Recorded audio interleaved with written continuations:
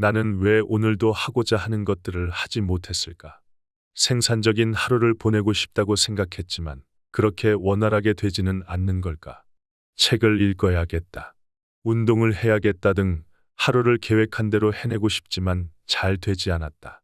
책 읽기는 유튜브, 예능 보는 시간으로 바뀌었고 그저 해야지라는 생각만 한 채 핸드폰만 하면서 하루의 모든 시간을 다 써버렸다. 하루를 돌아보면 아무것도 못했다라는 생각에 스트레스만 가득하다. 내 삶의 변화는 어디서 어떻게 이루어지는 걸까? 니체는 이에 대해 의지라는 키워드로 말했다. 생명체를 발견할 때마다 나는 힘의 의지도 함께 발견했다.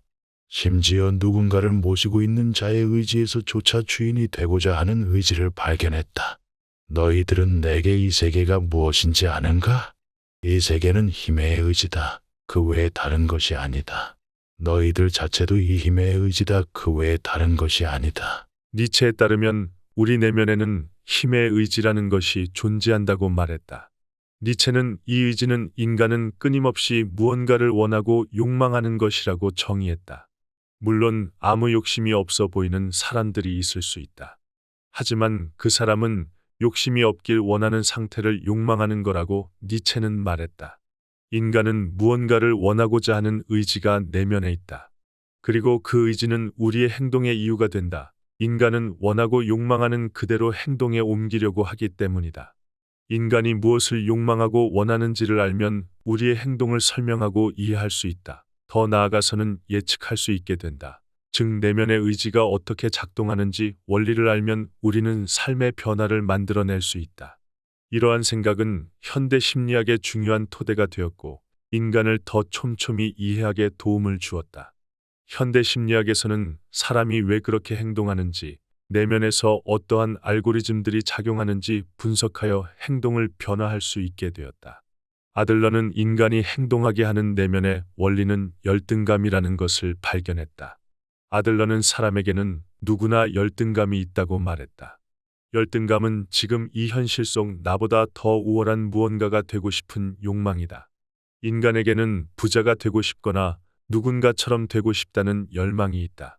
그렇다면 나는 열등감으로 인해서 더 높은 곳까지 올라가고 싶은 의지를 갖고 있는데 왜 내 마음대로 안 되는 걸까? 아들러는 열등 콤플렉스라는 개념으로 이를 설명한다. 열등 콤플렉스는 열등감을 핑계로 현실에서 도망치려고 하는 행동을 말한다. 현재 나의 환경을 다른 사람 탓으로 돌리고 아무런 노력도 하지 않고 문제를 회피하려고만 하는 행동을 열등 콤플렉스라고 부른다. 예를 들어 공부를 잘 못하는 학생이 있다. 이 학생이 마주한 현실은 공부하기이다. 하지만 그 학생은 그저 나는 남보다 머리가 나빠. 어차피 해도 안 돼. 내가 처한 환경은 공부를 잘할 수 없는 환경이야 라는 등 다양한 열등감을 핑계로 아무런 노력도 하지 않는다. 사실 열등감 자체는 나쁜 게 아니다. 우리는 남보다 더 잘나고 싶은 욕망 때문에 더 노력한다. 그리고 높은 수준의 결과물을 만들어낸다. 인간은 열등감에 맞서 싸우면서 자신만의 결과를 만들어낼 수 있는 능력을 갖고 있다. 헬렌 켈러는 눈이 보이지 않고 귀가 들리지 않았다. 베토벤은 귀가 들리지 않았고 화가만에는 눈이 잘 안 보였다. 그럼에도 불구하고 이들은 위대한 업적을 달성했다. 인간은 극복의지를 갖고 있으며 여러 위인들의 삶을 통해서 이를 증명했다. 니체가 힘의 의지를 강조하였듯이 말이다. 하지만 과도한 열등감에 사로잡혀 버리면 우리는 열등 콤플렉스에 빠지게 된다. 그렇게 되면 남보다 못하다는 생각에 갇혀서 아무것도 할 수 없게 된다. 해야 하는 일을 하지 않고 현실에서 도망만 친다.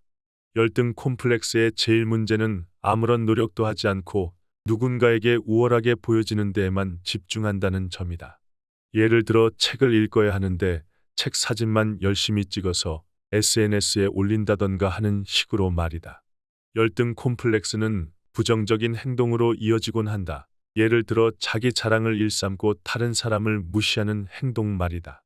또는 직장이나 학교에서 남을 깎아내리기 바쁘고 자기가 해야 할 일은 제대로 하지 않는다. 일 열심히 안 해놓고 들킬까봐 주변 사람들에게 더 공격적으로 대하는 것도 열등 콤플렉스의 예시이다.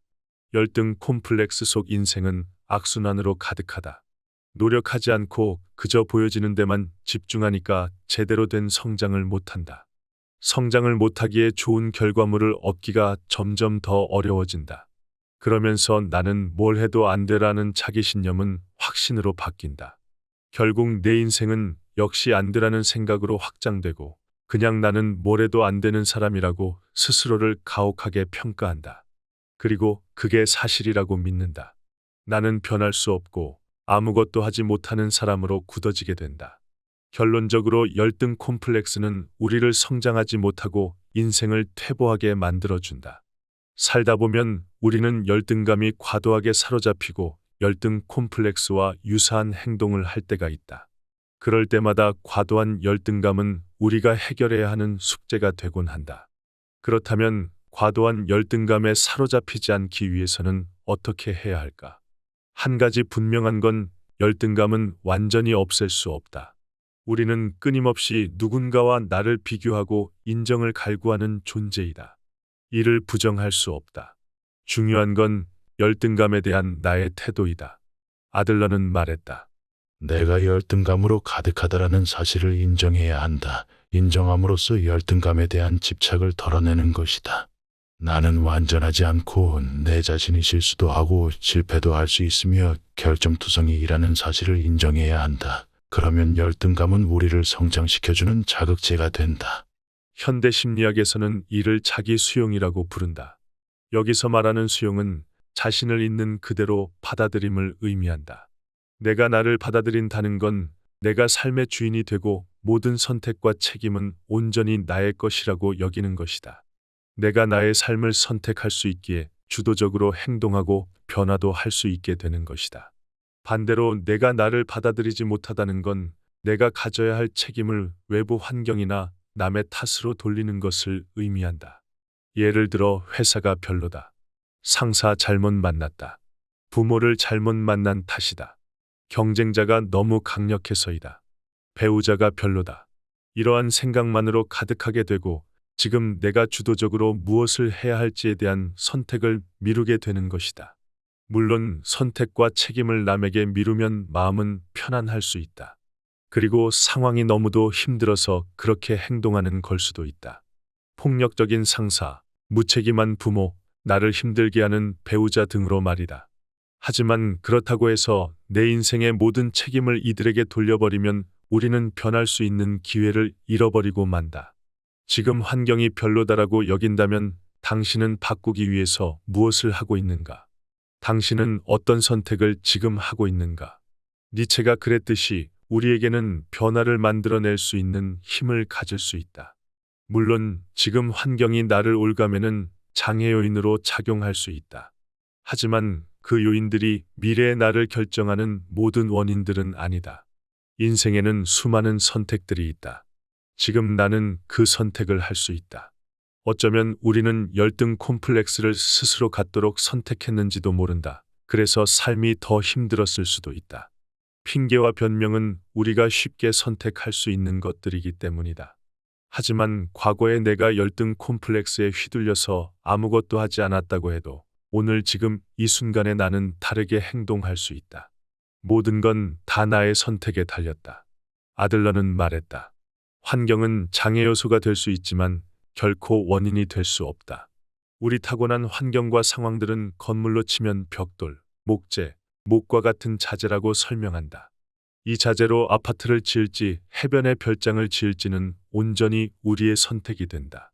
우리가 열등감에 집착해서 모든 것들을 다 환경 탓으로 돌리는 순간 우리 삶의 주도권은 타인과 환경으로 넘어간다. 니체가 말했듯이 우리에게는 삶의 주인이 되고자 하는 의지가 있다. 그저 이 의지를 나의 것으로 가져오면 된다.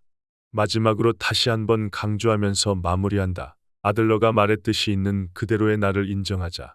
그리고 이 모든 건 나의 선택에 달려있음을 잊지 말자. 나의 불완전함에 대한 인정, 그리고 나에게는 의지와 선택권이 있음을 깨닫고 이 험난한 인생길을 잘 헤쳐나갔으면 좋겠다. 그래서 당신의 삶이 진정 원하는 방향으로 변화해 나가길 진심으로 응원한다.